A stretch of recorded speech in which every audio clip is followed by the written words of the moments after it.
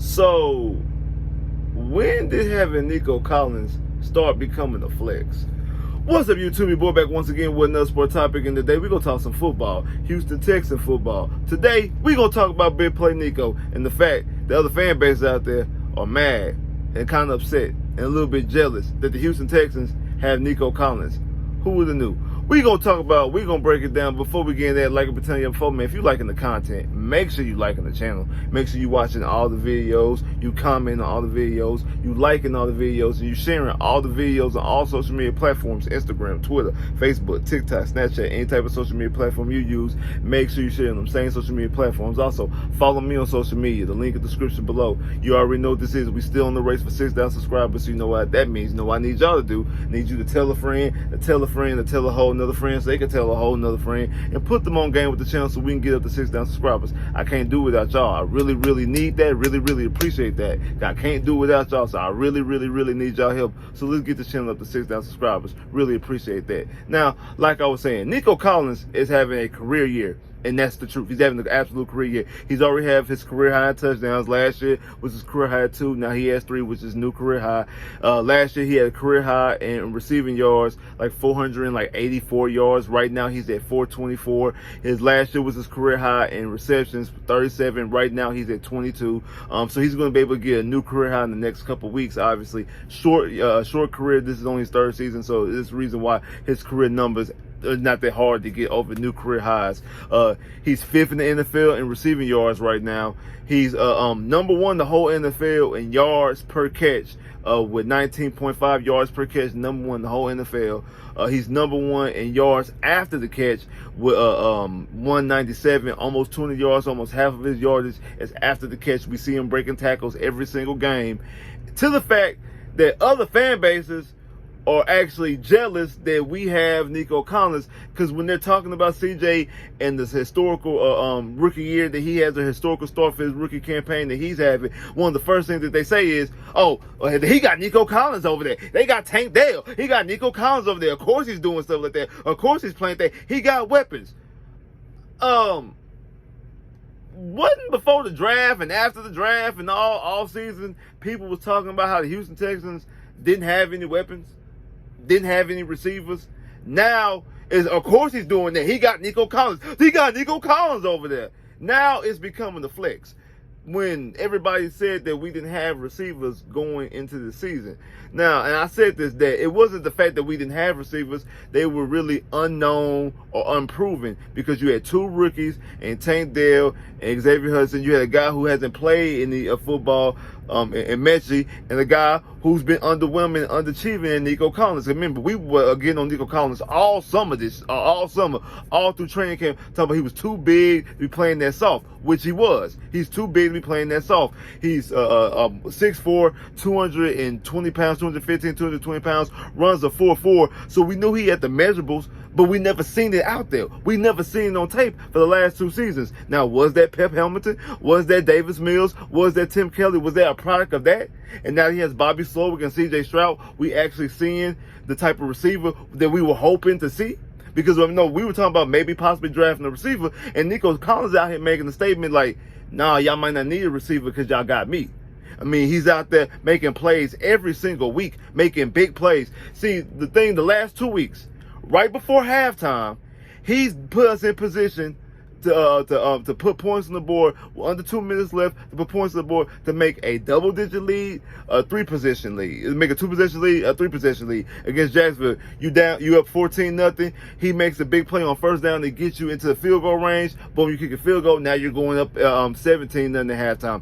Last week you were against the Pittsburgh Steelers. You was up 13-0. Get the football back. He makes a big play downfield. Then catches the screen, makes another big play, breaks some more tackles, and if it wasn't for the guy holding on to his foot, might score a touchdown right there to get you to another field goal range, and able to go up in halftime up 16-13. So he's making all these big plays. Anytime he catches the football, he's breaking tackles. He's making people miss. He's actually making actual plays, running people over. And it's something that he's even said too, because they asked him like, hey, since lately, since you been catching the football, you've been breaking a whole bunch of tackles. He's like, well, I'm a big guy. I'm actually too big to just be going down at the first contact. I need to actually make some plays and make some moves. Like, yes, actually do that, especially being in the red zone. You got a big frame. When you're in the red zone, you should be able to box people out like a rebound in basketball, and able to get jump footballs and able to take the football out of there. Be attacking the football while it's in the air. Don't let the football come to you. Attack the football while it's in there.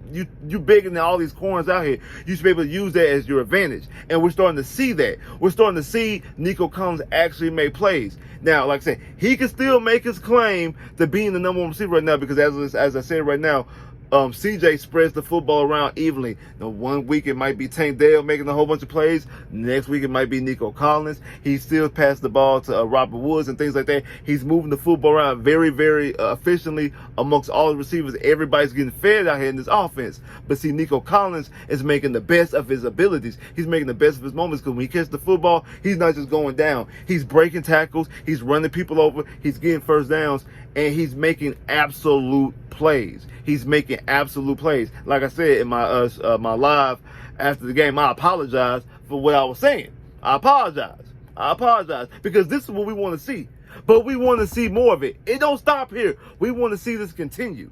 We want to see this continue. We want to see you continue to do these type of things and go, because right now he's on pace for, I think, to catch like 110 catches and 1,400 yards and have like, I think, 17 touchdowns or something to that effect. We want to see more of that. No, actually, I think it's right at 14 touchdowns. So we want to see that. Now, will you get 1,400 yards, 110 catches and 14 touchdowns? Probably not. But we want to see more of that. We want to see it get back in that. We want to see that. We want to see that trend continue to go up.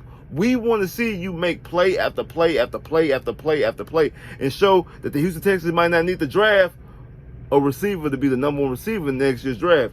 I still think they should go after a receiver, but now instead of going after a true number one receiver, hey, maybe now if we add a burner into this offense, like a speed threat, and had to change the dynamic, they able somebody to take the top off the defense, that's going to help you out even more, because we see him do it on crossing routes, slanting routes, screens, bubbles. We seen Nico doing a lot of different ways this year. He wasn't looking like a one-trick pony like he normally looks like. We seen him doing a lot of different fashions, a lot of different ways, crucial moments.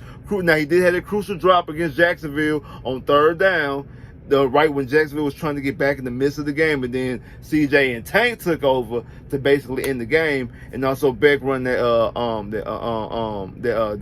kickoff return back. So that's something that we got clean up. But last week against Pittsburgh, we've seen it week 2 against the Indianapolis Colts. See him break those tackles and make those plays. We want to see more of that, and we want to make more fan bases jealous and mad that they don't have that type of receiver. I like that type of energy. I like when other fan bases are upset and mad that we got a play and they don't.